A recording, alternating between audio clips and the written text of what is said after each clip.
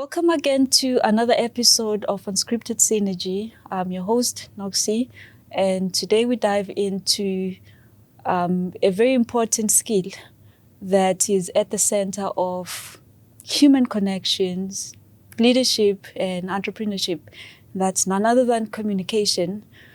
Strong communication is very important to build relations, to deepen some of the connections that we may have or want to build, and to build trust, to inspire action, and to drive success. But how do you communicate in a world that celebrates more extroverted styles of leadership as an introvert? And how do we ensure that the more quiet voice makes more impact and has more power, and the same power and leverage that is being given to the extroverted voice? To help us unpack what it means to communicate in a digital world and in this world, we have Thabani Mtsi, a communications coach and master, one of the people that I currently see as a very pivotal voice in our generation. So I'm honored to have you with us today, Thabani. Welcome. Thanks for having me, Noxy. I'm excited. I'm excited for this. Awesome. Before we dive into a proper introduction of who you are, which you're going to do for us, there's a game that apparently we're supposed to play it. Because we need to keep young and connect with our people, and it will probably help us understand you a little bit better, from a lighter side.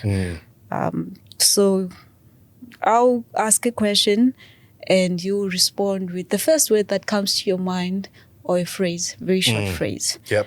Awesome. So here's how it goes. What's one word your friends would use to describe you, Thabani? Deep. Ooh. What's your favorite go-to snack when you're working? When I'm working, it's going to be so embarrassing, but knickknacks. Low baby. Who inspires you the most in your field of work? In my field of work, it must be the GOAT, Vusi. I expected that. If you could instantly learn any new language, which one would it be? Instantly. Probably sign language. Wow, that's interesting. That's deep. Probably sign language, yeah. Yeah, instantly will probably be sign language. Oh, that's awesome. What's the most memorable speech or talk you've ever heard? Hopefully not by Vusi. No. That I've ever heard. Yep. So there's one that I watch the most, probably, but I don't know if that's the most memorable. Tony Robbins does a talk at the Salesforce conference. That's probably the one that I watch the most. But insofar as the most memorable, it must be one by Nancy Duarte, where she speaks about, the art of communicating and how, as a speaker, you can show the audience certain emotions, and they can match that emotion as you speak, and they can sort of, it just speaks to the conversational nature of public speaking. You think you're just the only person standing there speaking, whereas they're responding, and it's like an exchange of energies more than anything. Awesome. What's your favorite way to spark a meaningful conversation? And that would be the last one. My favorite way to spark a meaningful conversation is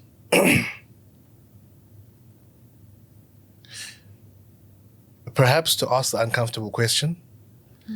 There are, in conversations, there's some things that are standard, right? Like, hey, how are you? Good, thanks, and you? Good, thank you.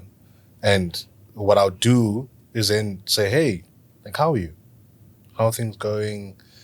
And asking those uncomfortable questions, or questions that people won't typically ask.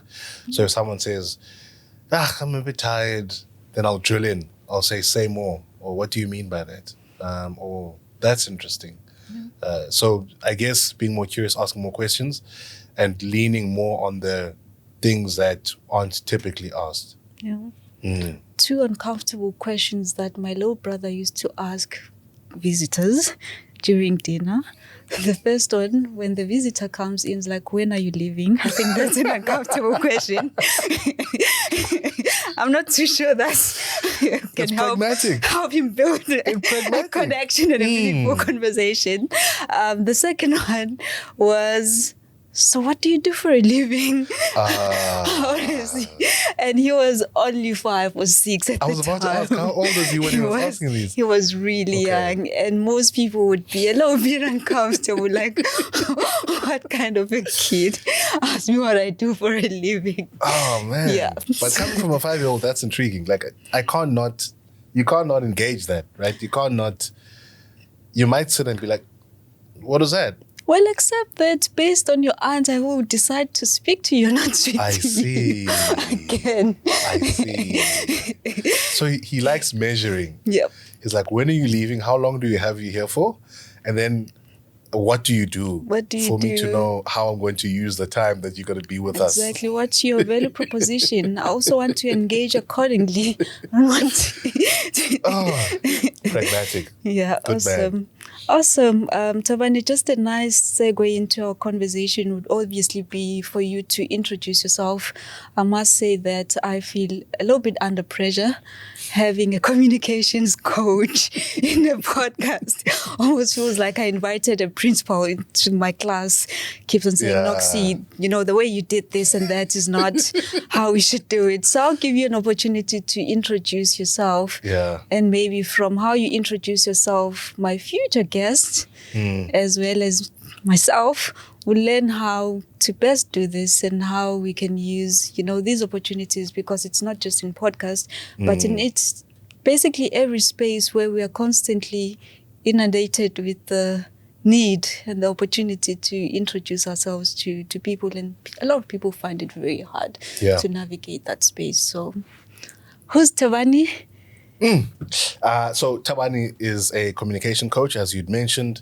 I teach people how to speak with confidence and clarity. And perhaps, to give a bit of a journey of how I got to that point, I born and raised in Monty, colloquially, or colonially known as East London, dubbed East London. And the big dream for me was to be a professional rugby player, as most, closer gents will, shout out to my closer gents. So, that became the dream for as long as I can remember. And I had a very awkward encounter at age 14. And this was the bane of my existence at the time, bit of a funny story reflecting on now. I'm grateful that it happened. So a friend of mine decided to organize a blind date, with a crush of mine. And I got to the blind date. I had no conversation. I was so nervous. I couldn't say anything. I remember trying to speak about the weather and it just didn't land well. And from that point, I knew, hey, look, there's a bit of a problem here. And being a pragmatic, if there's a problem, we find a way to address the problem, we solve it, and then we move forward. I then read, everything about how to be confident, how to make conversation, and, anything and everything in between. Then taught myself how to communicate through that journey. And then I started realizing that in spaces, I was the person now who was starting conversations, making conversations, filling in gaps, right? Yeah. Whereas previously, I used to watch people who used to do that. And as a result, I realized that, no, man, this thing is not something that, someone is born with and they can do from birth. You can train and upskill yourself in this as anyone should. Got to university, I went to Stellenbosch first year. I then realized that people really need the skill, because I would chat with some friends and I really want to run for leadership, but I need to do the speech. I need to stand in front of all of those people. Yep. And I'm like, you're brilliant. What do you mean? Why is this even a question? And so through that, I started then teaching people. I taught myself, and then through that, I started teaching people that, no, man, this thing is simple. This is what you need to keep in mind. This is what you need to be aware of. And these are the principles. And then we practice, we train, right? Yeah. And I'll coach them. I didn't call it coaching then, but then I realized that, there's something that I now know that I can help other people in and get them where they need to be. And for me, it felt like a minor hurdle, because at the time, I didn't know that I'd been doing it for 5 years, right? Consistently, without cease. And because I packaged all of that knowledge and it was that, then I realized I think there's something to be done here. And I then thought, this is what I'll do for the rest of my life. And gradually moved from, it being like a thing I did for my friends, side hustle. And then eventually I was like, I think this is where I want to pour all of my energy and vitality into. So that's a bit about me and how I came to become a communication coach. You are definitely one of the best. You're definitely one of the voices that I truly honor. It's just how you do it. I think it's very relatable for people in different parts of their lives. And I always find that you are able to just go into where people are and, relate with them and teach and coach, in a way that's very remarkable.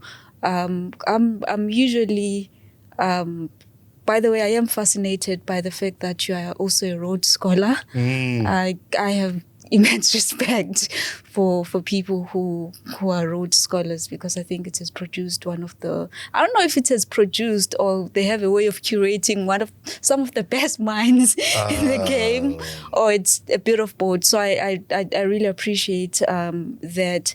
And while you were narrating, the story that, brought us to where we are today, I was actually fascinated by one of your TED Talks. And by the way, congratulations on your podcast. Thank you. You're now a podcaster.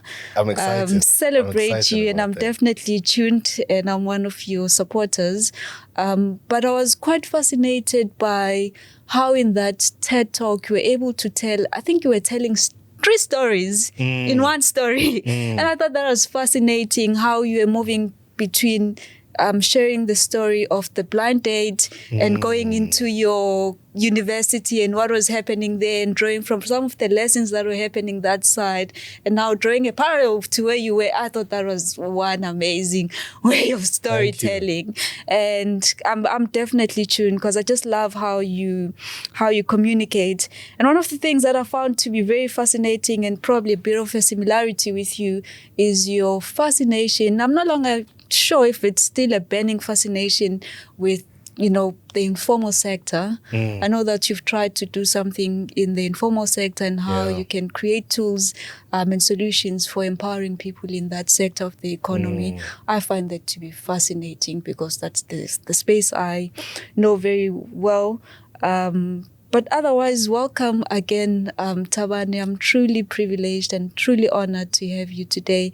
And I have no doubt that our community of listeners and viewers are going to definitely take something from what you have to say today. So thank you. I did want you to, and maybe just a bit of a context, Thabani, I have a huge respect and fascination for people with a very strong sense of why. I find them to be more purpose-driven, more clear, with a very clear sense of focus, and they are so much more resilient because they have this very clear sense of why they do what they do, or why they do whatever that they are doing. And I just want you, I know you've touched it on the introduction, but maybe just go deep into it. Why is it that you do what you do? What are some of the things that you've seen, some of the struggles that you've seen in some of us, that really make you each and every day to wake up wanting to continue to do what you're doing? And speaking of communication, as a follow-up question to the first one, why do you think communication is such a fundamental part of our daily, interactions? So thank you for the question. And the why really is rooted in something beyond me having gone through that. I think the deeper reason is in that time, or in that time frame, where I was unable to make conversation, connect with people, what felt suppressed more than the words that were in my mind that weren't going through my mouth was my sense of self.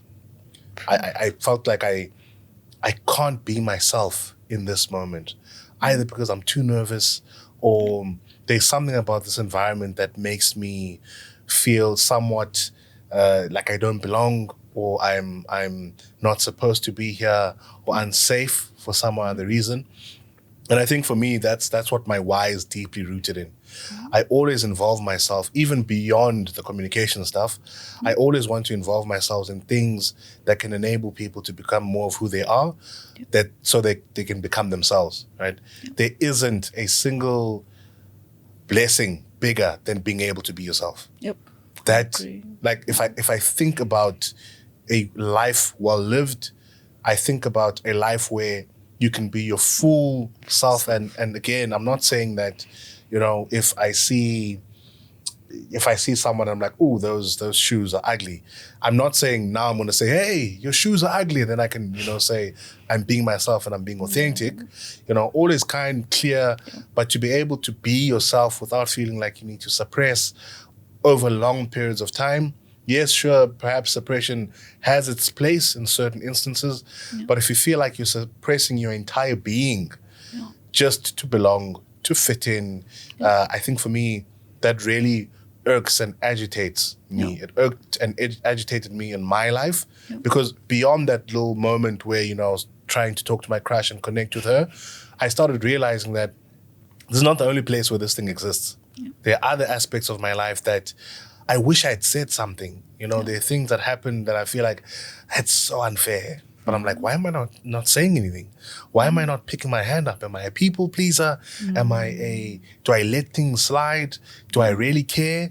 And I think when you also have a deeply seated care for humanity and people, you know, and I think that could be nature or nurture, you sort of are sensitive to those kinds of things. Like, why is so-and-so speaking to so-and-so in that way?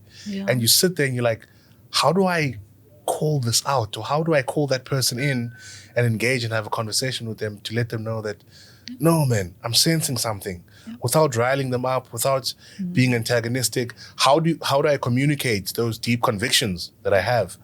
And so when I started realizing that, oh, okay, then maybe to your second question, communication is the thing that allows me to be able to say, Noxy, I heard you speak to so-and-so.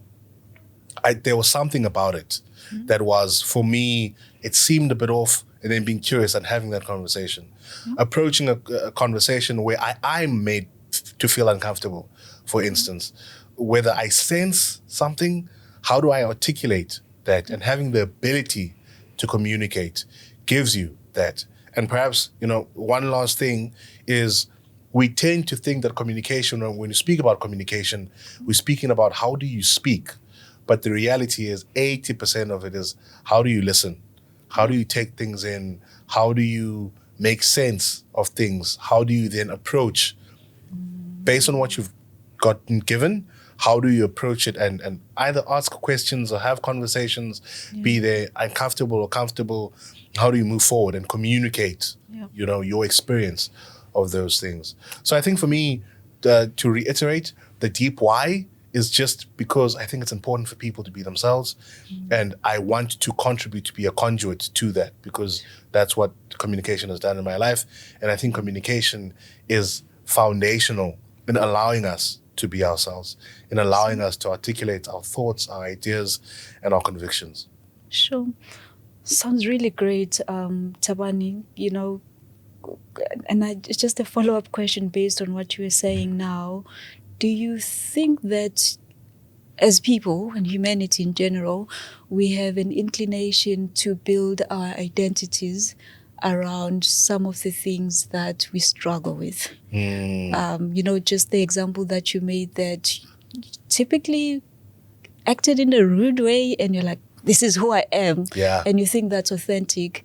Do you think we easily build our identities on things that don't even serve us? Do you think we have that inclination as people in general, and somehow it affects how we communicate with ourselves as well?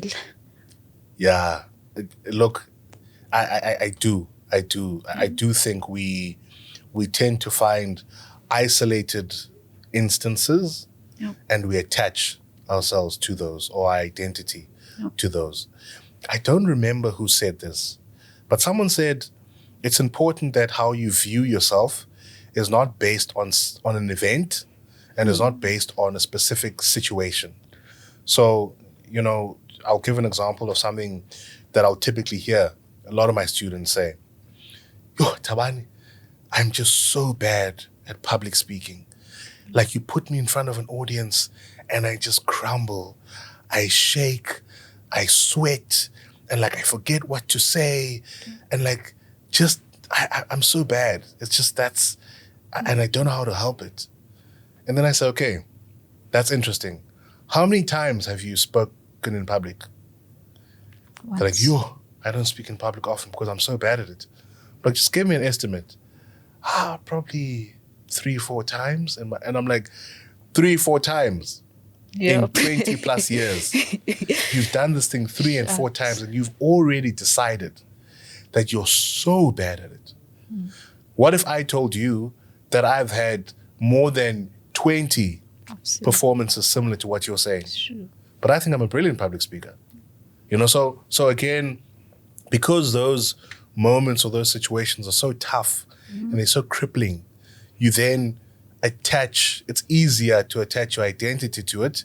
And the reason for it, Noxy, is because we're trying to avoid discomfort. And again, our minds are there to ensure that we survive. Huge part of survival is familiarity. And the less familiar you are with something and the less and the more unpredictable something becomes, then the responses come in. You want to fight, you want to flight, you want to flee. Yep. And as a result, people who've spoken 3-4 times in their lives in public then dismiss it for their entire lives. But that's because that's now become a sore point. Yep. You were traumatized, you were hurt, you felt rejected, you felt like you weren't enough. There's so many things that you felt in that moment and you're like, this is too much for me to handle. And as a result, I'd rather narrate myself to be someone who doesn't do this thing and attach my identity to it, as opposed to saying that was just an isolated event. Those were 4 isolated events. Those were 5 isolated events. And what I encourage then people to do is try and find something that's outside of that situation to define yourself. So for instance, I define myself as someone who learns, define myself as someone who figures things out. I define myself as someone who is competitive. Just those 3 things. I've seen myself in instances being competitive, but I also know that it's not a single scenario in a situation. And I'm not always competitive. There are other things that I'm like, no, like I'm not going to compete here, right? And I'll then use another frame. For instance, I'll say, I'm someone who learns, and based on what I've learned, I can see that this person is overly confident in wanting to compete with me. So let me self-disqualify. Do you know what I mean? So it's like, try and find things that are flexible enough so you don't get stuck and trapped in situations and circumstances. And you can transcend those and you can change as and when you need to. Awesome. There's something that you always capture in a very profound way. You like saying practice makes permanent. And I think that's just, you want to take us through that. Yeah. Yep. So I don't know where I heard this. I wish it was mine because it's so juicy. But the expression is typically practice makes perfect. Yep. And in the world of communication and speaking, perfect is not a thing. Yep. I've never once left a stage and thought to myself, that was perfect. Right? I wish my TED Talk was perfect. And in my mind, I prayed and I hoped that's what it would be. But the reality is there's nothing that's ever perfect. You always walk away and you think, I shouldn't have said that word. I shouldn't have paused there. I shouldn't have done that. Yeah. So when I realized that perfect is nothing, it doesn't exist. Yeah. And that we are also playing a game that doesn't have destinations, right? What others would call an infinite game. Yeah. Like, I don't say today, I can speak, therefore I'm done. Like, I've done my job. I know how to communicate. Yeah. I know that I'm always growing. I watch videos of myself from 2 years ago and I'm like, that is cringe, right? And at that time I was like, Baba, I'm at my peak. Get it. I was like, I'm there. I should be speaking next to Uvusi, in fact, And I look back now and I'm like, oh my goodness, why did you think that? So realizing that in that moment, there are habits, there are practices, there are behaviors that have been made permanent as a result of practice. What are those habits? So for instance, is how I use my voice, how I use my body, how do I react when I make a mistake? How do I bounce back when I stumble, when I stutter? What are some of those things that I do practically? And I know that I do those things because I've practiced and I've practiced and I've practiced, and they're now permanent. When I make a mistake, I know not to sit in that mistake and think, oh my goodness, so bad. Why did I say that instead of this? Why am I? And when I'm in that moment, I know, okay, I've made a mistake, or if my tongue slips, I've got a bit of a lisp, if you've noticed. So my tongue slips a lot, and I'll say things, I'll speak too fast, and then I'll just get tongue-tied. I now know just to go, blah, blah, blah. Okay, so as I was saying, then I'll just continue. And I also know that me saying, blah, blah, blah, like no one's going to think, what the hell, man? Like people are like, oh, okay. Some people chuckle and then move on. And now I know those things that when I make a mistake, I just go, blah, blah, blah, and I'll reset, then I'll move forward. If I lose my train of thought, just give it a pause. Okay. Yeah, I think I've got it. Then I move on, right? Those are the permanent fixtures that I've developed as a result of practice. So practice does make permanent. Sounds really interesting, Thabani. And as I'm listening to you, my question is, so before communication, are you suggesting that you have to do a lot of inner work so that you have a healthier sense of self, because it will come through in terms of how you communicate or what you do? Because I think of communication as an invisible, kind of friend. There's not a time where you pause and say, okay, team, come, let's communicate. We are constantly doing it, but it's not a conscious thing. I see the communicating when you are speaking, maybe in an event, but just sitting here, and I am sitting in a certain way, I have my hands like this. Someone can easily say, it means I'm not open to you in the conversation. It's communication. People are learning, right? So do you think that we have to do a lot of inner work, that supports how we then communicate, or how well and effective we are as communicators? I think it's a both and. And the reason why I'm saying it's a both and, the ideal is that you have some time to do inner work, you really understand yourself, and you get to the point where you're able to communicate. But I think similar to, I'll say heartbreak for the lack of a better example, and track with me here a bit. It's going to sound a bit like a tangent, but I'll reel it back in. So when you've been broken up with, you lose the person, and they say, look, Thabani, let's stop. We're done. And in that moment, I'm heartbroken, and there's certain things that I feel rejected. I feel like I shouldn't be there. Now, in an ideal world, I'll go lock myself and not engage with society up until I'm fully healed.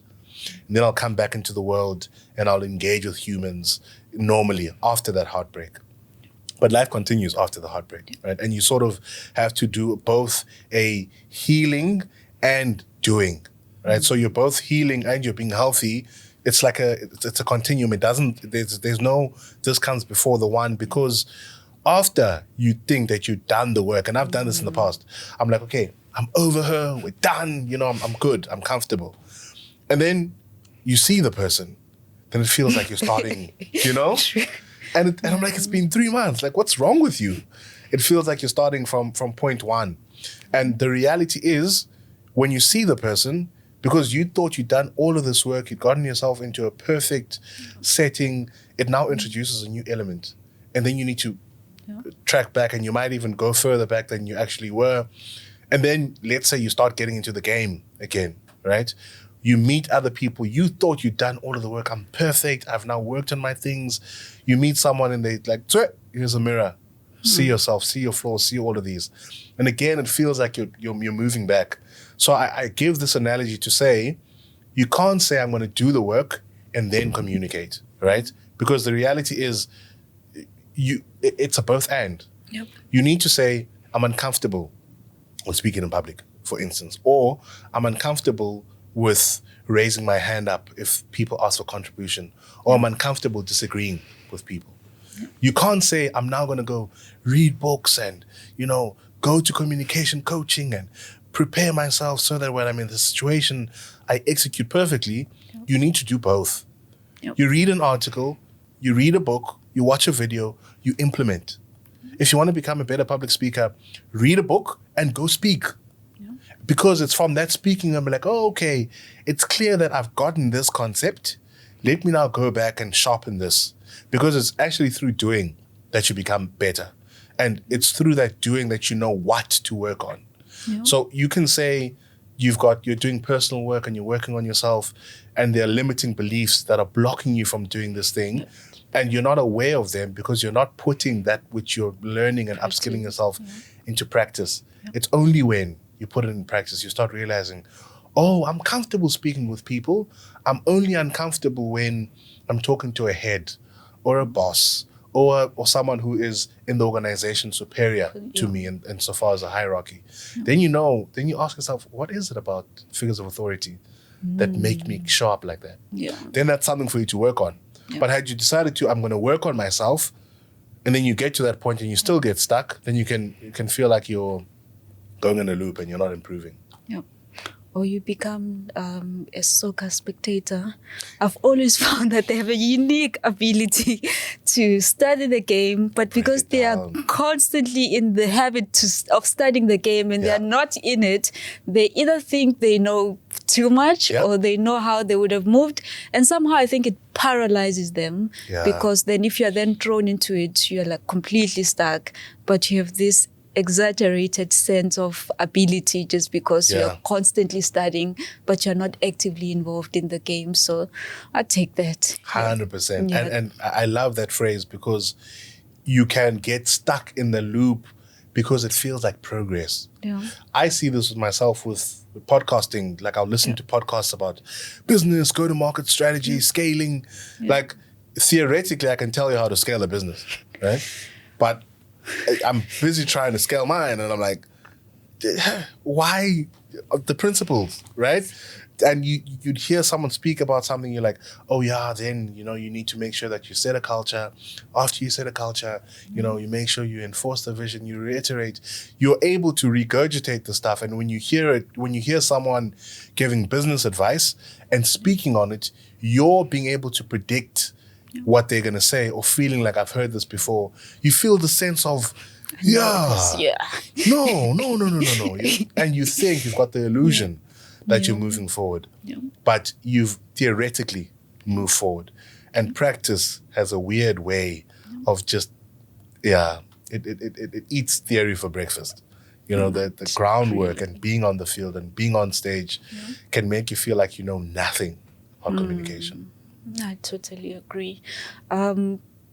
Just a very sensitive one, because I actually want this to speak a lot more to the people who see themselves as introverted. And this is primarily because someone, I don't remember who it was, I think it was actually a member of my team, just raised the fact that the world is male, right-handed, and extroverted. Yeah. So if you fall outside of those, you will struggle to navigate your way around, the world.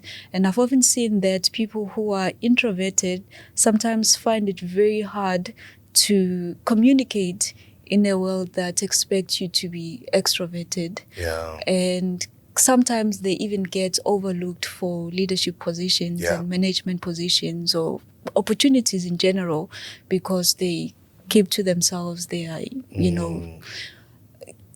introverted. So what does it really mean to you? Or maybe just how can introverted people navigate communication, especially within an organizational kind of context and maybe in families too? So this is by far one of my favorite topics to speak on. So I might go. Please feel free to pause me because I'm going to get really excited.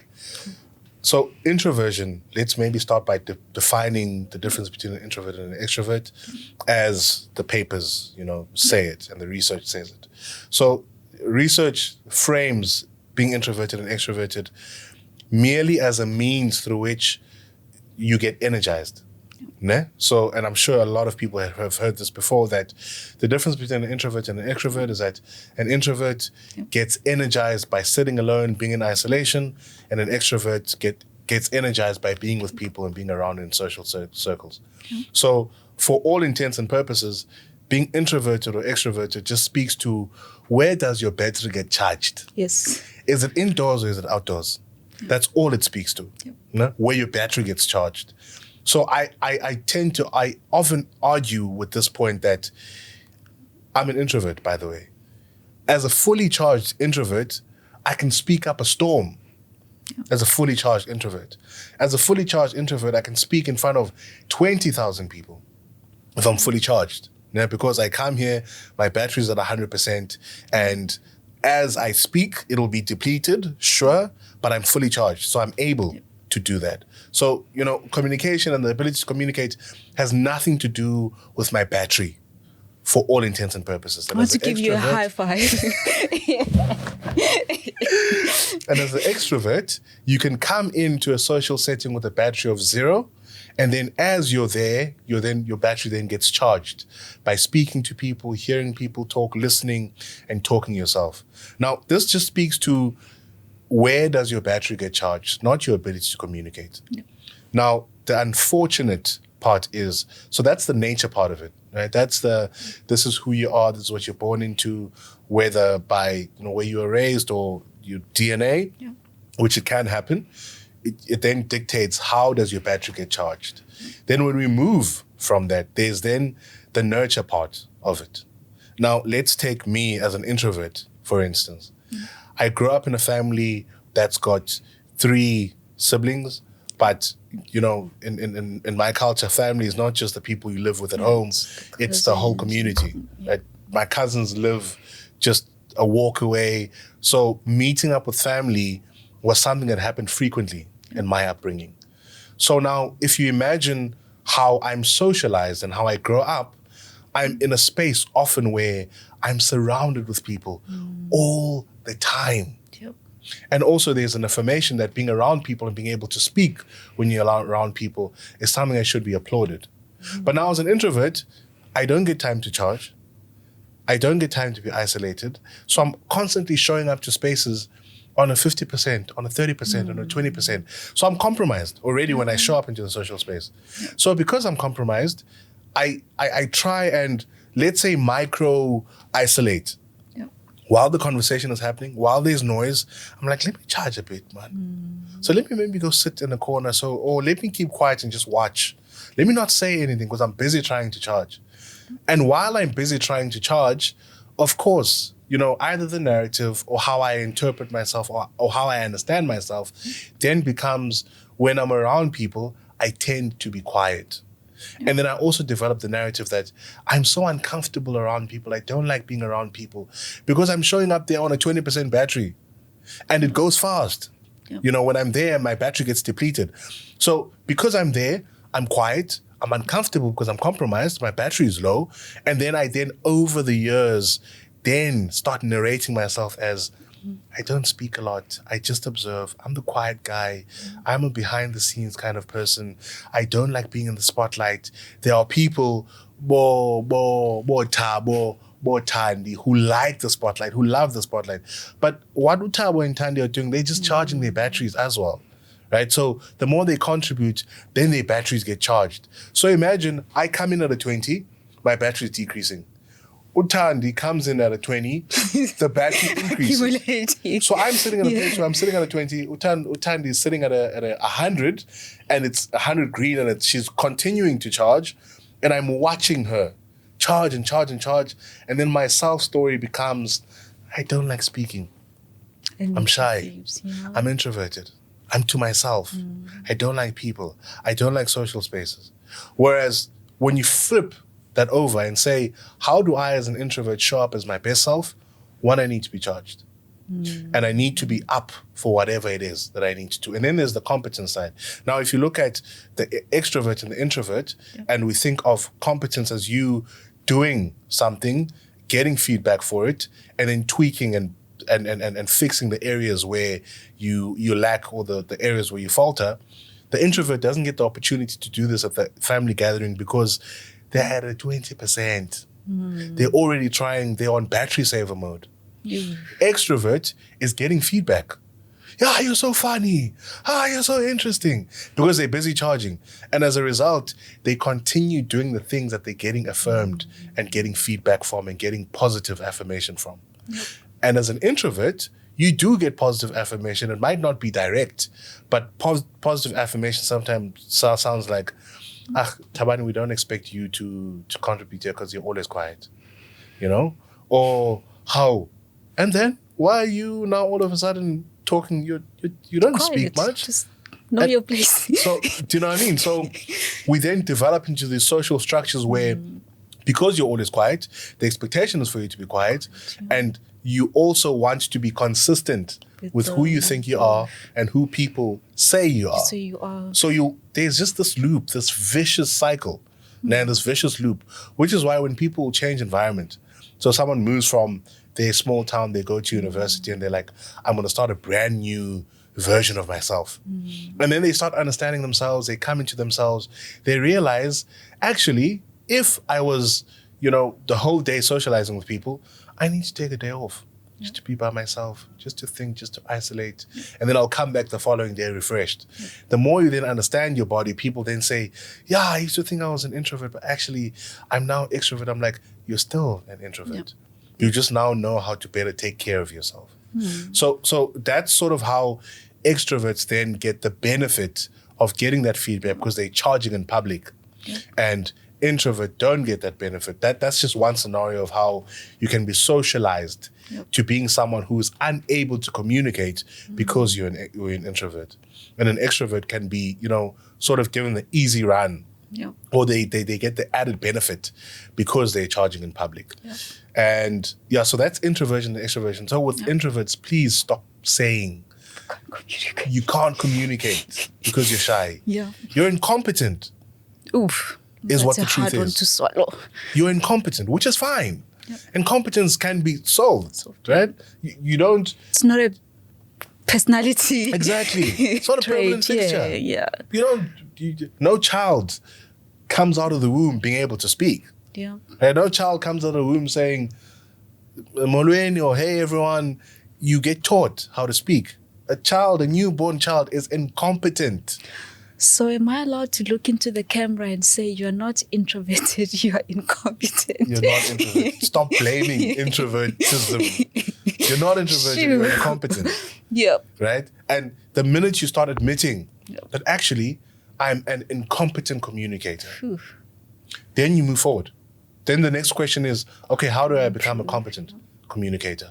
How do I move from my comfort zone to a place where I'm less comfortable with? And the reality is the people who have an added advantage when it comes to communication, and if we look at, there's this thing called the Big Five personality model that speaks to openness to experience, conscientiousness, extroversion and introversion, agreeableness and neuroticism. The people that have the true advantage are people who are open to experience because they are uncomfortable with uncertainty and ambiguity. And as a result, the one thing that we try and manage the most when we're speaking in public is I don't know what the audience is going to give to me. I'm wondering if I should give this example now. Let me give this example now.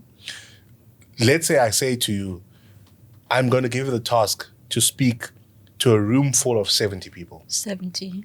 Like 70,000 people, please. Let's say 70,000 people.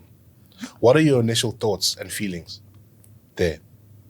My initial thoughts now, I had an exaggerated sense of self. You gave me 70 and I thought I could do with 70,000 and now I'm chickening out. But I think the initial thought is, for me it would be what value can I potentially give to the 70 people or whatever number that is. And I will then I'm most likely going to measure myself up based on the value that I think I can or cannot give. Yep. Okay, so let's say they say you're going to stand in front of 70 people. Okay. they're going to tell you the topic you're going to talk about as and when you hop onto stage. And you can be certain it's going to be something that you're unfamiliar with. They give you those 3 constraints. They say, we're not going to give you something that's up your alley. We're going to give you the topic as and when you get on stage, and it's 70 people. Leading up to that, how do you feel? I am nervous, definitely nervous. I'm doubtful, asking myself many questions. But I'm most likely going to get onto that stage and tell everyone that I have no idea. And I'm most likely going to be horrible. Because I think once you get people understanding exactly where you are, they become a little bit more understanding, and they work with you.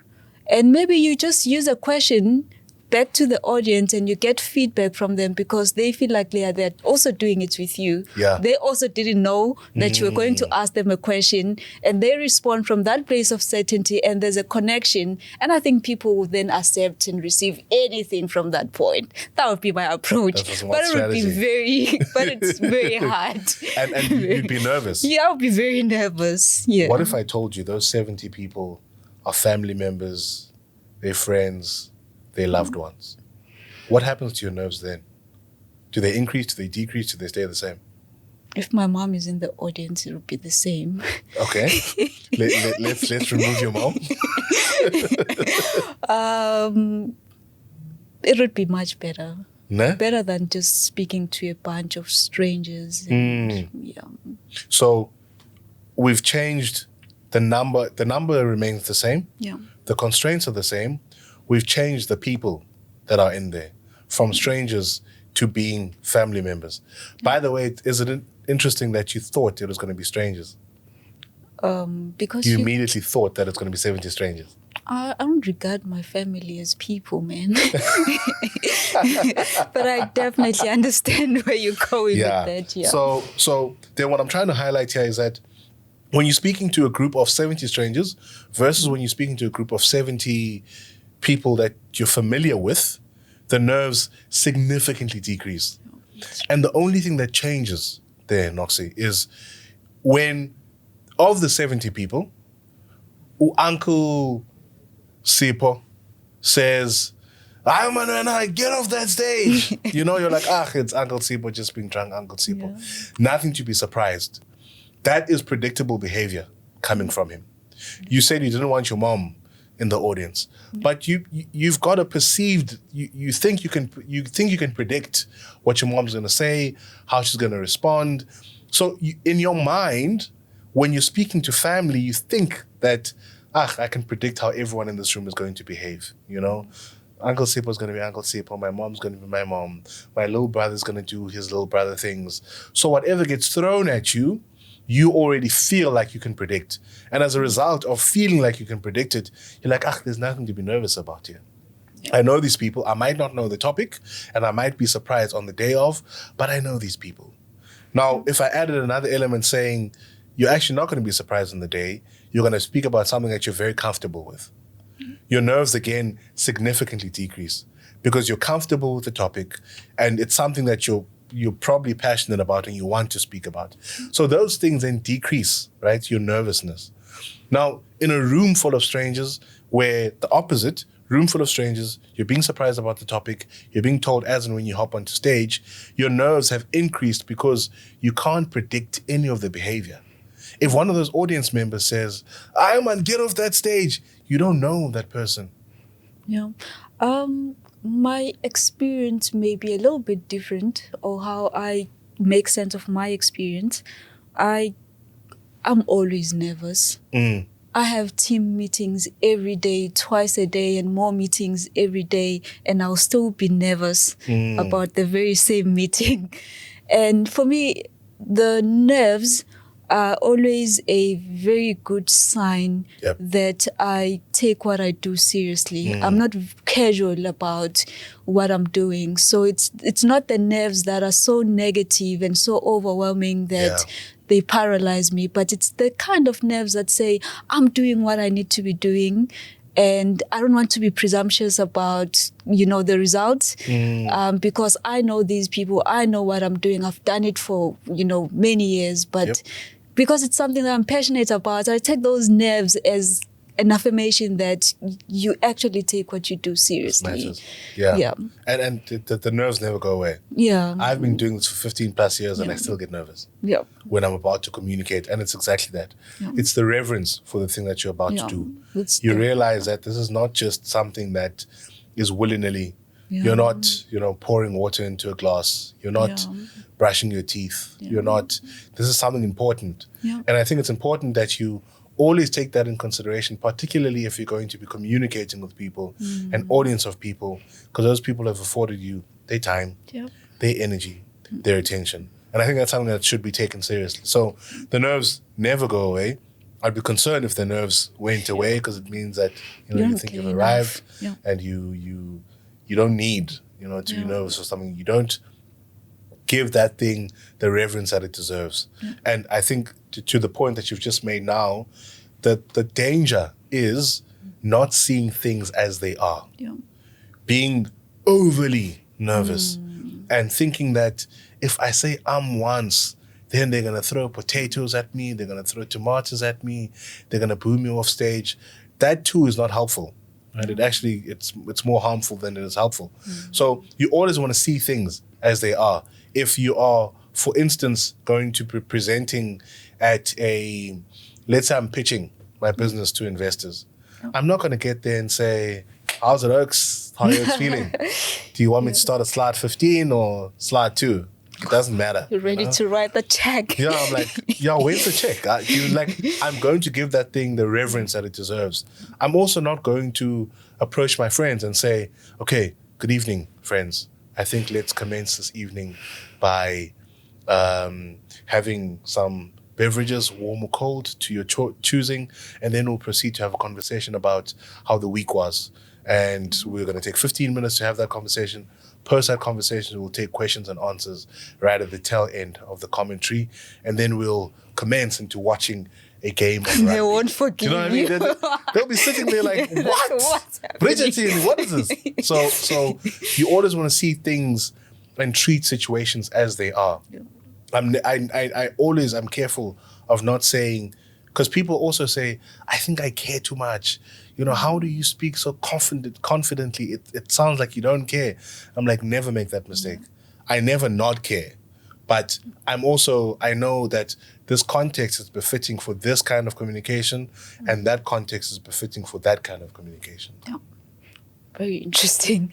As I'm listening to you, Thabani, the question that comes to mind is, you spoke about the assumed audience. I made an assumption that I'll be presenting to a group of strangers, and the strangers they turn out to be family, which is yet another audience which I can approach with a lot of assumptions and predictions, like you've just said.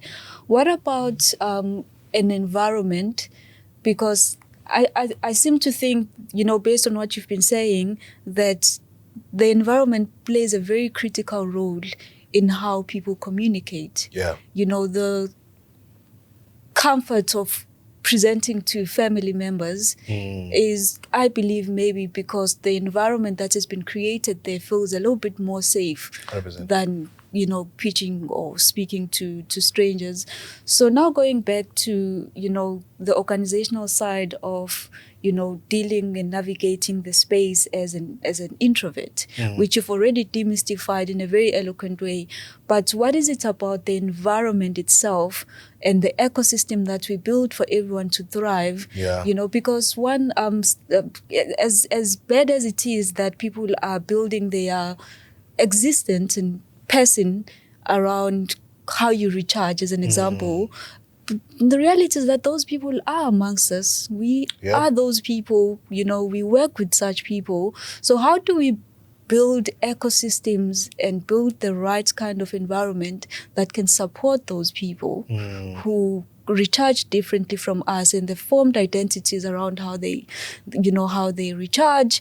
And sometimes they've stigmatized even themselves, because it's not just the people that we interact with that stigmatize us. We also do it to ourselves, right? So how do you create the right environment for the next person to communicate more effectively? And maybe I can even dip in this. I've always found that in the same team, I would have someone who is easier to communicate with. I can come to Thabani and say, Thabani, I don't like 1, 2, and 3 that you did. But someone else who probably did worse, I have to think about 10 times because they don't make communication easier, whereas the other person does make communication a little bit more possible. Right? So how do we build the right environment for each other to communicate more effectively?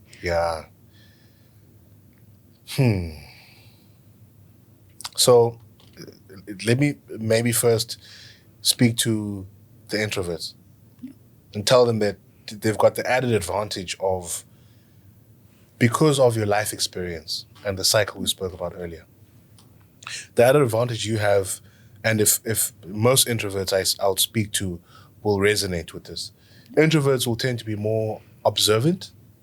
They'll be able to pick up mood shifts, or if there's tension that's looming, or if there's tension that's about to happen, or if there's something that's about to break out. So they'll tend to be more observant, and they'll tend to be able to read body language a lot more.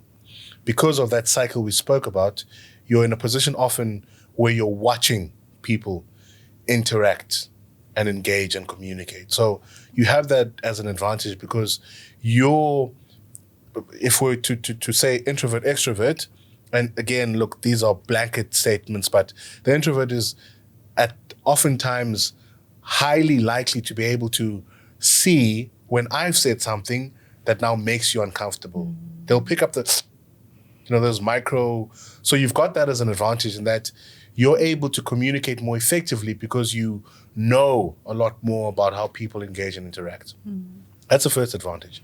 The second advantage is introverts tend to be able to listen more effectively, and they're able to take things in. You can ask an introvert 4 or 5 questions in one question. They'll be able to say, okay, that's the first one, that's the second one. They'll be able to pick it apart. So that's the second advantage.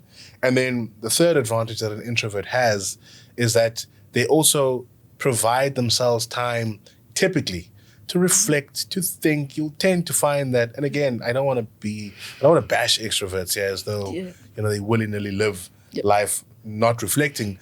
But introverts tend to introspect a lot, reflect a lot, have very refined thoughts about even the smallest of things.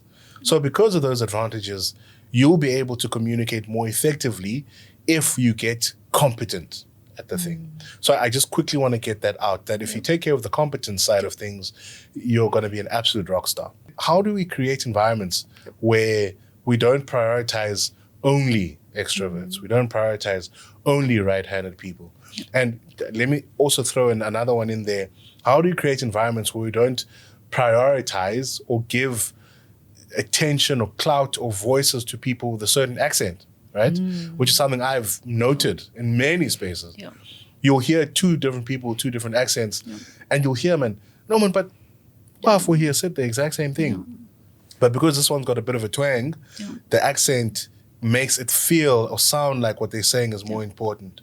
So how do we create environments that enable people who are the other, for the lack of a better word, to be able to thrive? I think it starts with the leaders. If the leaders are aware enough to note their own biases, right? Because I think that's a huge proponent in how, for instance, if a leader will say whenever, I feel like I'm speaking about Tanya a lot. Tanya, I'm picking That's on you. victimized, Tanya. If let me actually use a real world example. There's person A, there's person B. If the leader, whenever we're taking views, thoughts and opinions, if person A has a accent that is associated with certain schools, for instance, I think our English accents are typically a reflection of the people who taught us English, and that's how we sort of pick it up. So let's say person A is reflective of, schools that had people who are well versed and comfortable in English, and their accents are and the accents are similar to mine, right? Let me use that example. And then person B, his accent is like this, and that's how he speaks English. You know?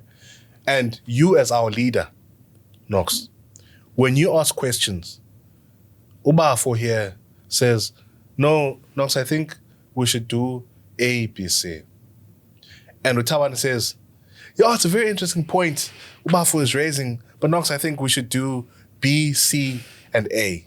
And you as the leader say, Thabani, you're right. What you're doing there, inadvertently, is you're telling me that what I say matters, it's important, and what I say happens. You're saying to person B, mind you, is aware that this person just said the exact same thing I said.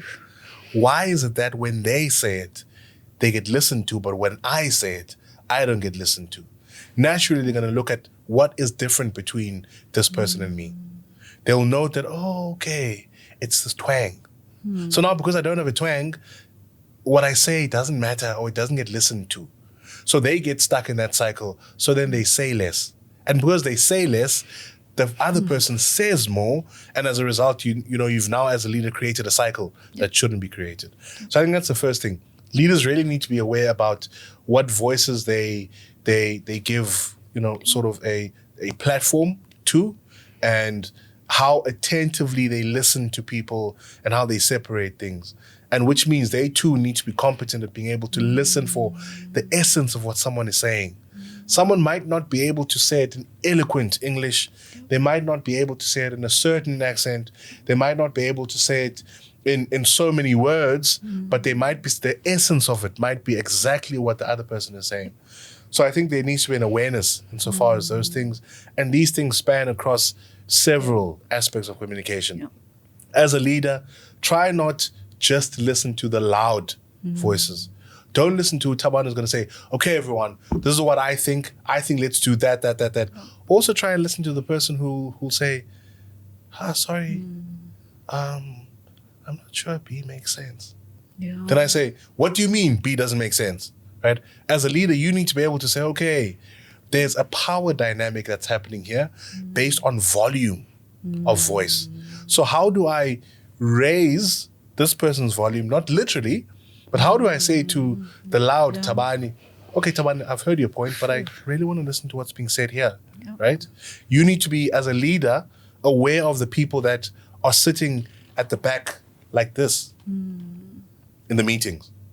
Because naturally, your eye is going to be drawn to the Thabani is going to say, okay, everyone, let's get started. And I'm going to use big body language. I'm going to say, this is the direction we should go. As a leader, you also need to be aware of the person that's sitting there and giving Thabani some eye rolls, really. And like, oh, there he goes again. Right? We need to be, as leaders, aware of those people. Draw closer to those people. Ayman, you didn't talk in today's meeting.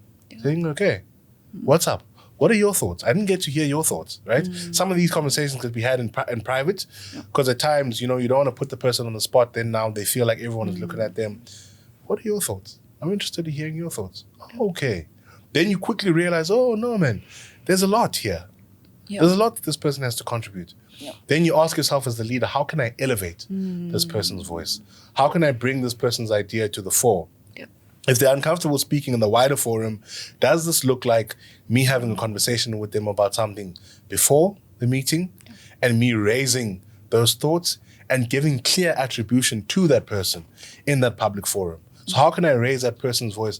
No, man, Uthandeka, said something earlier and it really resonated with me. And I think let's move with what Thandeka said. I think you have a natural bias towards people with TH. Thandeka, Thando. THA. What you're saying is so powerful, Thabani. Someone once said that you have 2 ears and 1 mouth for a reason. And there's something that I learned from my team. I think there was a time when we were doing a branding exercise, and our branding manager came up with a statement that says the customers will know that you care when you listen. And I think that's exactly what you're saying, that the leader plays a very integral role, in terms of because it's your duty to care about every other thing that even the other people may not care about. So people will know that you truly care when you listen to the unspoken voices, listen to the spoken voices, the loud ones, the not so loud ones. And I truly take that and think it's very important. Yep. Yeah, and what that does is if I as the leader set the tone that, no, we're going to listen to, Katie, we're going to listen to Ethan, even though they're not the loudest, but we're going to take time in this meeting to listen. What that communicates to a loud Thabani is you can speak, but be mindful, right? So I can say, guys, I see no other way, let's go this way. But because the leader has set the tone, I now need to think, okay, there is possibly other ways. Yeah. Guys, this is what I think. Then my language changes, right? Guys, I think, right? This is the direction we should go, and this is my logic. Yep. So that's what I'm submitting. What are your guys' thoughts, right? The leader has set the tone, and as a result, people's behavior adjusts, even the loud people. And then if I then say, this is my logic, what are your guys' thoughts? Then everyone can then say, your logic doesn't make sense here. Your logic doesn't make sense there. And then it aggregates the power dynamics. It's no longer that the person with the loudest voice, with the, twangiest sounding accent, with the biggest body movement, then gets, their things to be moved forward. Sure. That's quite powerful. Thank you so much, Thabani. Maybe just the last request. It's the end of the year. Next year we are going back to our different environments. Yeah. And I think a lot of time, not even a lot of time, but a lot of people, especially myself, I will be using some of my holidays to just reflect on my year, reflect on some of the things that I want to, improve on and build competence around, for the coming year. And the more interesting one is that we are also going back to our families. A lot of people are going back home, and there will be an expectation for people to communicate. And because I think sometimes we undermine our families. We don't think communication is happening in that context. But a lot of fights are going to come as a result of people not communicating effectively, and there will be misunderstandings. So what tips, or guidelines can you give to people to communicate, whether it's, within the context of a family, their communities, and also just building on to some of the things that some of us want to improve on for the coming year? What advice or tips or guidelines can you just share with me, and hopefully other people will benefit from, in terms of how I become a better communicator? There are so many kinds of communication. It's not just speaking, it's also listening. How do I listen better? How do I speak better? How do I use my body language? Because sometimes someone can swear at you with just their body and you feel like this person insulted me, right? It's communication. So how do I do it much more effectively? What strategies can I employ, whether as an introvert or an extrovert? To just because you're an extrovert doesn't mean you are a better communicator, because you can say a lot, you can draw energy, 100%. But it might be unstructured, it might be, 100%. horrible, even, right? So how do I communicate better? What are some of the strategies that you have for us? Before I get into those, I want to exactly what you're saying about extroverts being incompetent. And there's an incompetence across the board scale, right? On one end, you've got the people who feel like they've got something to say, but don't know how to say it. On the opposite end of that spectrum are people who say too much. Right? They say a bit more than they should. And I think this is more dangerous than this. Because if you're quiet, there's still assumption that people can make.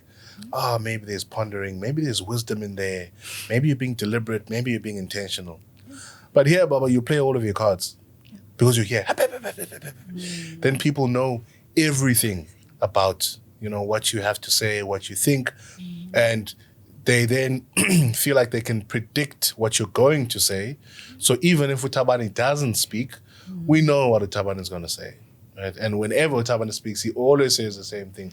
That's when you'll see people saying, 15 more minutes, So it's very dangerous and could actually put you in hotter water than this side of the spectrum. So I just quickly wanted to share that because Totally it always agree. gives the quieter people like a win, and also it gives the louder people a warning that it's important that you're precise with your words, you get to the point as fast as you possibly can, because this can twiddle down your reputation more than the quietness because of that added assumption. And then practical things for people who are going home to family, and you are correct. Communication, I like to break it down into 3 elements. There is body language, there's eye contact and how you use your eyes, and then there's your voice, right? How you use your voice. Most communication that we do is body language based, right? There was a study that was done several years ago. The study lacks academic integrity. It's not, I don't think it holds weight. The sample size was too small. It doesn't make sense as something that could be used in an academic sense. But I think it helps us peer into how we communicate. And it is true that you can say something with your mouth, but if your body language doesn't reflect that, people will believe the body language more than they do their words. So I can say, I'm so excited for this interview. Like, I'm so excited. I can't contain myself. No You're not going to conviction. believe me, right? So it's the body language, how you use your face and your eyes. And I'm really excited for this. It really does that. So I do this breaking down because I think we need to be observant of people's body language. And depending on the situation that you're in when you go into that family setting, and I would imagine in a conflict, when people do things like raise their voice, they are trying to communicate that you're not hearing me. I'm trying to assert something and you're not hearing me, so I'm adjusting my volume in order for you to hear me. So I'm adjusting my movement, so I'm hitting on tables in order for you to hear me, because I'm like, you're not listening to me. So I think the first practical tip I'll always give is listen. Just listen. And as far as you possibly can, try and listen from a place of, what is this person trying to communicate? Not what is this person saying? What is this person trying to communicate? Right? So, typical example is, when I'll get home, there'll be, Mr. Influencer, we see your videos on TikTok, you no longer know Big us now. anymore, like you're, hey, celebrity. That's what they're saying with their mouth. And naturally, I'm going to want to get defensive. But perhaps they're communicating that, We see you. yeah, we see the work that you're doing. We're seeing the progress. Maybe it's a bit of a compliment. And maybe underlying that is also, I just see you online. I no longer see you.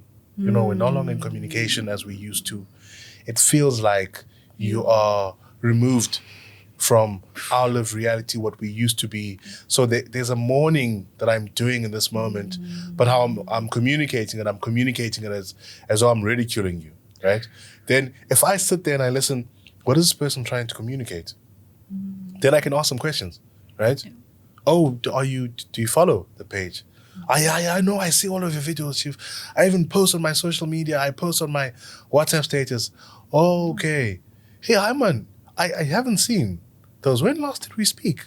Yeah, it's been months. Pela, when I'm manjed, you're a celebrity, you're busy, we need to set appointments with you. Yeah. Look, man, I understand that I've been absent for a while and I should do better with communicating over the phone. Yeah. How have things been? We haven't spoken in a while. I think about you often. I think about, I've seen you've had a kid this year. I've seen you graduated this year. Tell me a bit about that, right? And because I've recognized that this person, there's something that they're trying to communicate. And that might be off. They might just brush that off and really they were just teasing me, right? Not to say that everything has got a deeper meaning, but like your curiosity towards, when you listen carefully, what are they trying to communicate? Oh, okay, let me maybe have a conversation about this. Maybe they're bothered. Maybe they're trying to communicate something that they've got attention with. And it's not necessarily the page that they have an issue with, or, it's actually them trying to say, I miss you. We need to chat more. I haven't heard from you in a while. So just listening and asking yourself, what is this person trying to communicate? And the second thing is, I would say, is just also being mindful of where your trigger areas are and where you've been hurt. And you'll typically notice this by, we've got a tendency of attributing and thumbnailing our pain and our traumas to a specific face, because we need to give it an identity, we need to give it a face. Yep. You'll typically realize this by thinking, whenever so-and-so says, like, I get so annoyed. Like, whatever so-and-so says, I don't care. It's just, I just get so annoyed, right? If you sense those things inside of you in that family setting, then it's something for you to note and say, what did so-and-so do? What does so-and-so's face, presence, voice represent for me? And what hurt do I need to address for myself personally in my life, so that I'm able to hear and listen to so-and-so and judge them on the content of what they're saying, and not just saying, if it's coming from Noxy, I don't care a damn what it's saying, right? And act from a place of being triggered. Yeah. So I think, and if you do this over a long enough period, you start realizing that, and because our families are really a place where, these are our places of primary safety. And if you were hurt there, that childhood wound stays with you. And if it goes unaddressed, you can be stuck in this cycle of not knowing, of just not wanting to go home, or hating every time you're home, and then getting involved in these screaming matches, fights, even physical sometimes, but because you're sitting with the hurt. But if you're able to say, Ish, Eric really hurt me, and some of the things that Eric used to say when we were kids really scarred the way I saw life, I saw myself. Maybe Eric had more, they were wealthier, and they really made me feel like I was the scum of the earth. And when I hear Eric's voice now, I'm reminded of that insecure kid that feels like the scum of the earth, and this burden that I carry. And so I don't like Eric. I don't like what he does. I don't like. But if I'm able to address that, next time I see Eric, I'm like, no, 12-year-old Eric, made me feel like I'm the scum of the earth. But 26-year-old Eric is quite a cool guy. He's funny, he's interesting. You're able to then remove those two, right? Yes, be vigilant, but you're able to then see, I've actually got a trauma here in this location with this person in this setting. And because of that trauma, I'm going to relate differently with those individuals. And when you're aware of that trauma, you're then also able to, when Eric says something that agitates you, you're able to say, actually, no. Whatever my response is going to be here is not going to be to the situation right now. It's going to be based on previous trauma. And then maybe the third thing, as a parting shot, I think once you know that information, you listen, you know where your trauma spots are, act accordingly. If this means you don't go home, then don't. Sure.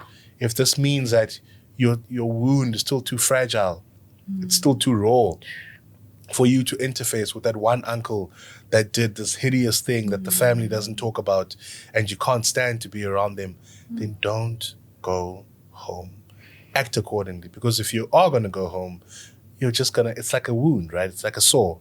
It's like you go to the field and you're still torn, it's just going to go bigger. It's going to have more blood. It's just going to be infected. And it's going to be this vicious cycle of you just going back into a place of hurt, and also reaffirming and asserting that I'm not safe here. I hate this place. I hate these people. I hate this setting. And that becoming a stronger sentiment and a feeling that you have towards family. The family one is really tough. Family one is really tough. And in my personal life, I've noted that, taking those three things into account and often acting accordingly is having uncomfortable conversations. And if I'm unable to have those uncomfortable conversations, or I feel like the dynamic of the person I'm going to be communicating with, they're either going to gaslight me, belittle my views, make me feel unheard, then I invite a third party. And if that third party is going to be biased, I invite a professional third party, right? So let's bring someone who is a professional mediator, so I can tell Uncles Banban that what you did is hideous, I don't like how you did that. And as a result, I don't feel safe and comfortable around you. And my absence is as a result of that. And if you're not willing to change, to admit, to take accountability, to do what you need to do, then this relationship is going to be compromised. And so long as that becomes a situation, then this relationship will forever be compromised. I'm willing to forgive, but if you're not going to make the right steps in the right direction, then I can't work. I can't work with that. Right? I need to preserve myself, my energy, and my vitality. Sure. That's really profound.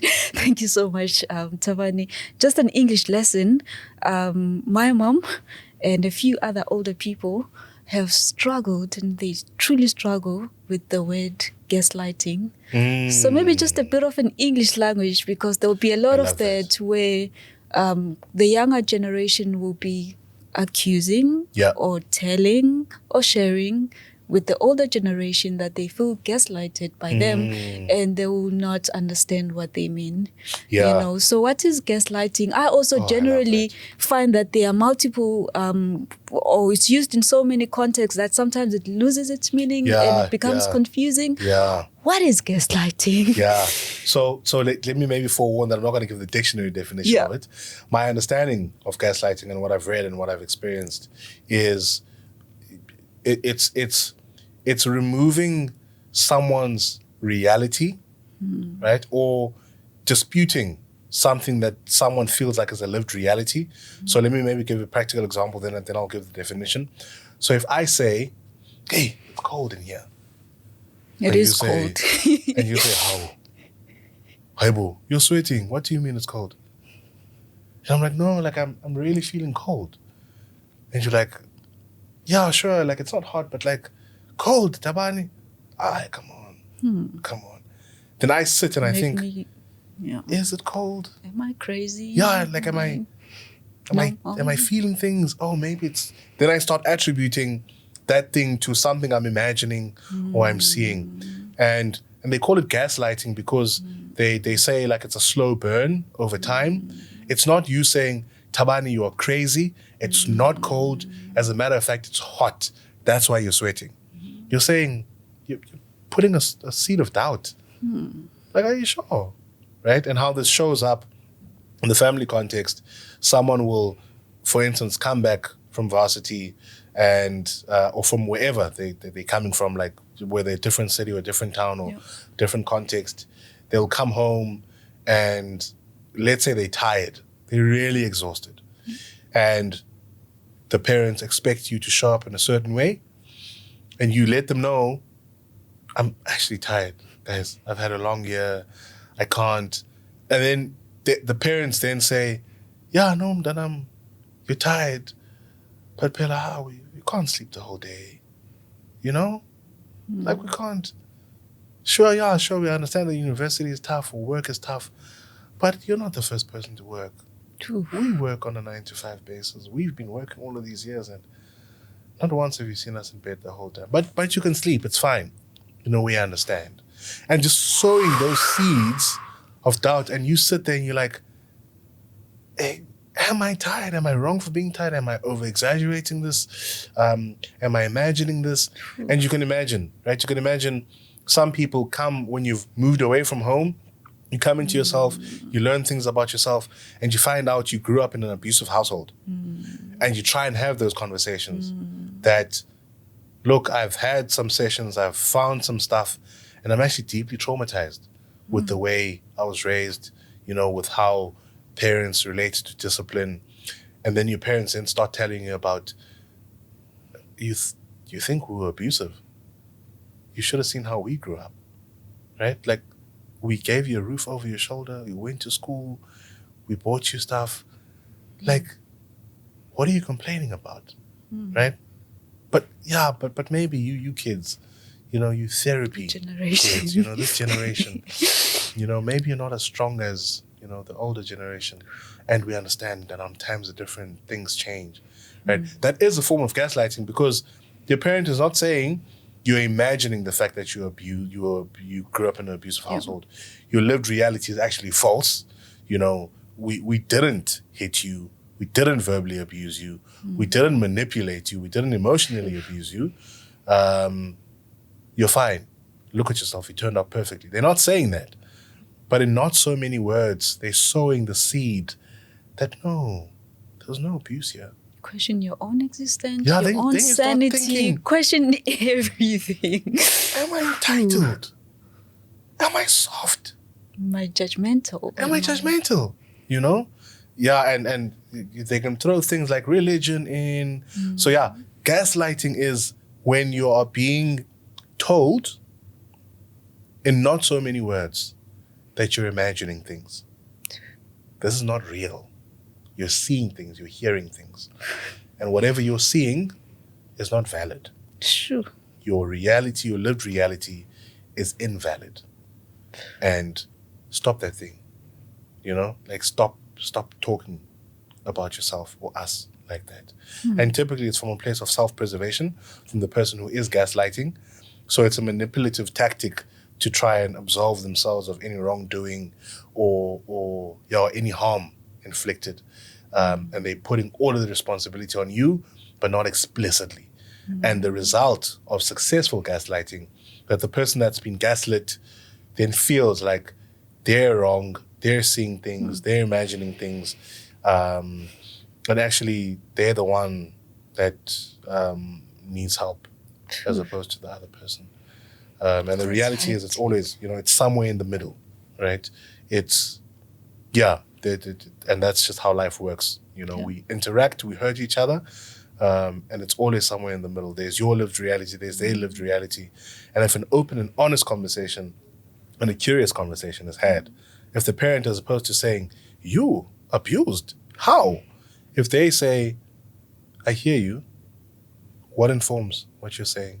What aspects of the childhood do you feel like were abusive? It's a better approach. What could we have done better? Or in your view, how do you think we could have, raised you differently? Then the parent can say, look, I was parenting from how I was parented. I thought I was giving you the best that I could, but obviously I failed here and here and here, and then take accountability for that. But now that this is what you should take accountability for. This is what you should realize from my view.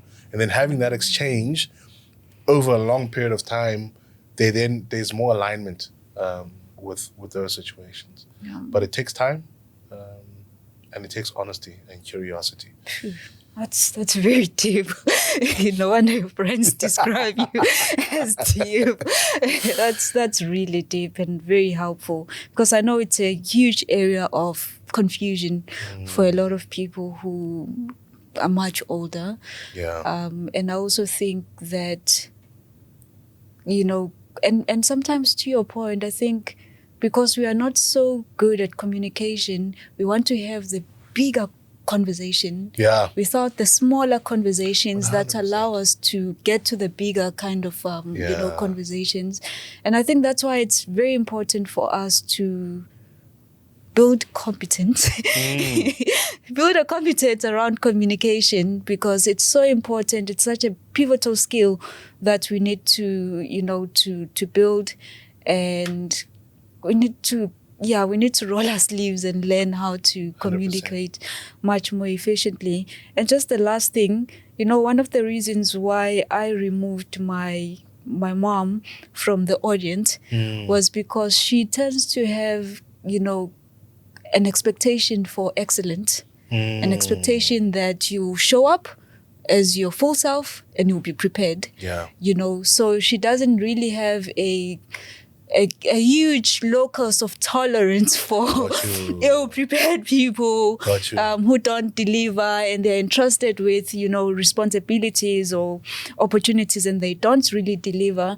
And what I found is that she has become like a huge sense of, or structure for accountability.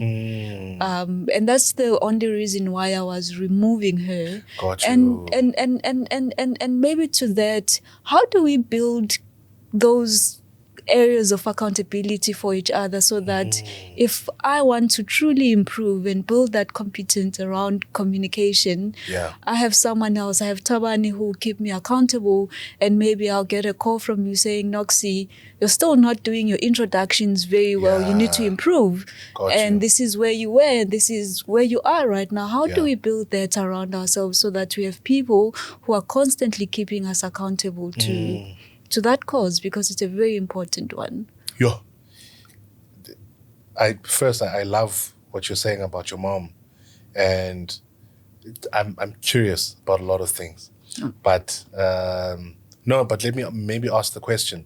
So if she's a great person to provide that mirror of accountability, and you know that with her there's a standard, there's a bar, and anything that's below that bar shouldn't come across her, because it compromises her tolerance, for haphazardness or unpreparedness or seeming chaos. I'd be curious what informs her view on that, right? And in your estimation, how have you interpreted her, that standard of hers? I think it comes with age, and gaining competence in certain areas much quicker and faster than me. Because she has had years. She understands the benefit and value of building competence and certain skills. So the advantage for me would then be, I don't need to start at ground zero when I should be riding on her shoulders and using some of her experiences, to build myself upon, right? So I think it comes with the many years of experience, of experiences and experience. It also comes from some of the things that she has learned, that she deems very important, and maybe the need to account, because it doesn't start at accountability, it starts at teaching. So I teach you that there's a level of readiness and preparedness that is acceptable, and then I hold you to account for it, right? So I think it comes with years of experience, and also generously sharing some of your experiences in a way that, because if you leave kids to their own devices, they will compromise.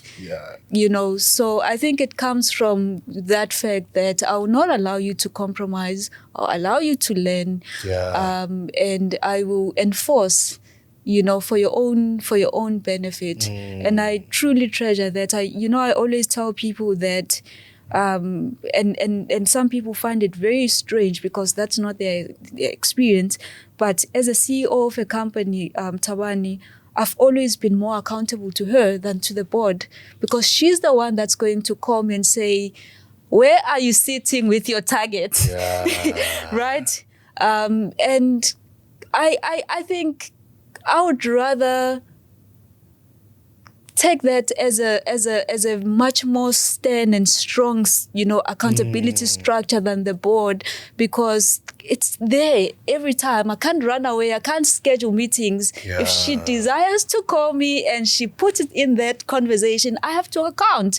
And by the time I go to account to the board, because I've had so many opportunities to account to her, I'm much stronger and I'm much better and much more cohesive even in terms of what I'm presenting to the board, right? So I treasure it, and I think it's very important. And it's not nice, by the way, when it's happening. Of course. It's not the easiest, because accountability is not as easy as we would like to make it to be. It does get a little bit easier with time, but when you constantly have someone saying, Thabani, you can be better than that, sometimes you get so frustrated because you feel like you delivered your best, and I'm like, there's more. Right? So it's not the easiest, but it's treasured and appreciated. And I always appreciate knowing that there's an expectation of someone, at least someone, where where we live in a world where no one believes in you because maybe they don't even know your capabilities. Someone, that's one person who knows what you're capable of, will say you didn't do your best. You could do better. And it comes from a very good place, and it's a safe space. You can 100%. engage it and say, yeah, I did fail. And from a knowing. So it's, I truly appreciate that, Thabani. We've come to the end of our podcast. I'm hoping that you will be back because there's just a lot to unpack. I think this is a very broad, topic, and I also think it's much broader coming from the person that you are, because you are a communications coach, but you're so much more than that, and I would like to glean more on your experiences, and some of these, many subtopics within the bigger one that we can touch on. But I would say that in just today's, episode and conversation, I've been greatly impacted. And if no one else is impacted, just know that you've impacted the one person in your audience. But I am hopeful that everyone else will find this extremely helpful. And I truly appreciate and treasure you. Thank you for taking the time off to just chat with me. I always say that I use this as an opportunity to hang out with some of the people that I find interesting. It has become so hard to connect with people because we are working from home, it's virtual, we're not going out there to meet with people.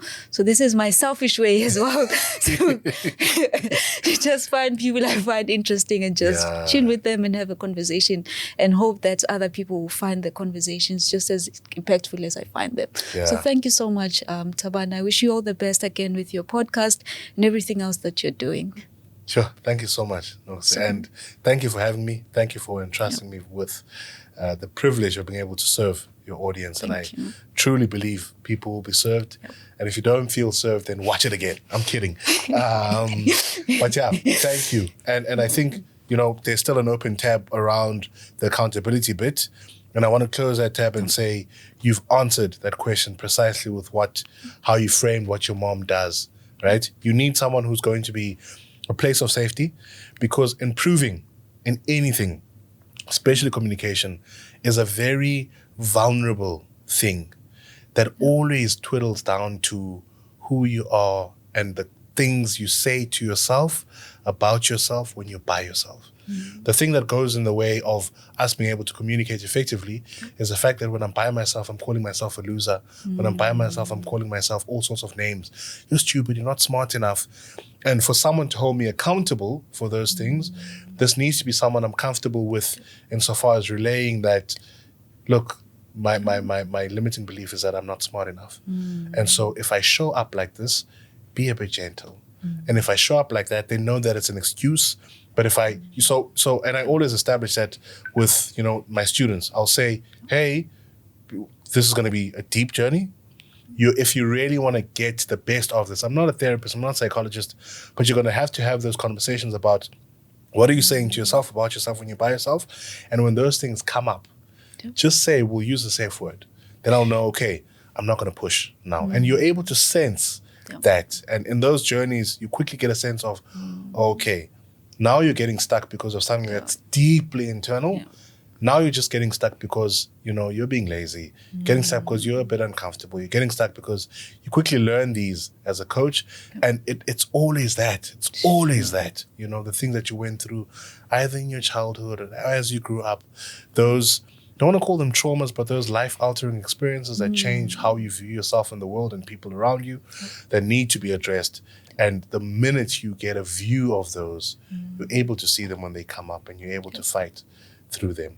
And your mom being that safe space, someone's going to hold you accountable and be the vetting before you get to other platforms, and be stern enough to say that, I know you.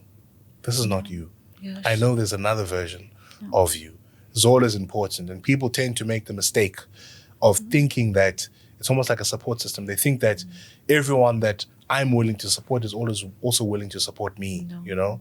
And on social media, sometimes I'll get DM someone saying, hey, please watch these videos of mine. And I'm like, we don't have that relationship, right? I'm not going to be able to serve you in the way that I should because we just don't have that kind of relationship. When we are in that relationship and I understand the person you are, I sort of know your strengths, I know your baseline, I know when you're falling back, I know when then I'm able to give account or to hold you accountable. So find someone who knows you, who you feel safe around, and can also call you to a higher version of who you are. And they'll hold you accountable for forever. With that said, thank you so much for this. It feels like it's been 5 minutes. Yeah, it's been awesome. Where do people find you? People can find me on all social media platforms. Thabani Mtsi, spelled Thabani, and the surname is Mtsi. I am on YouTube, Instagram, Facebook, LinkedIn, Spotify. And I'm most active on TikTok. And now I'm going to be more active on Spotify because I'm a podcaster and I now have a new podcast called Not Advice. I'm not giving advice. I'm just sharing some thoughts, ideas, and experiments that I run. That's why he was trying to run away from establishing himself as an authority because he doesn't want to be misunderstood or misquoted. Thank you, everyone.